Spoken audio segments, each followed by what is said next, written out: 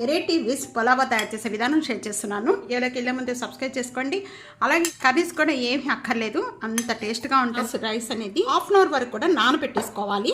1 table spoon గీ add చేసి ఈ spices అన్ని కూడా యాడ్ చేసుకోవాలి. ఒక ఆనియన్, ఒక మిర్చి, క్యారెట్, ఆలు, కొత్తిమీర, టమాటా, 1 టేబుల్ స్పూన్ సాల్ట్ యాడ్ చేసి గార్లిక్ పేస్ట్, 1/2 టేబుల్ స్పూన్ పసుపు, 1 tablespoon red chilli powder, 1/2 tablespoon ధనియా powder, 1/2 tablespoon garam masala powder, 1 tablespoon కస్తూరి మెంతి బాగా కలుపుకోవాలి.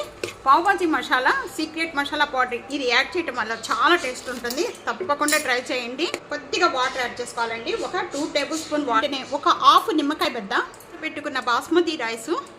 ఏ గ్లాస్తో అయితే మనం రైస్ తీసుకున్నామో అదే గ్లాస్తో 1.5 గ్లాస్ వాటర్ యాడ్ చేసుకోవాలి. 2 విజిల్స్ వచ్చే వరకు కూడా కుక్ చేసుకోవాలి.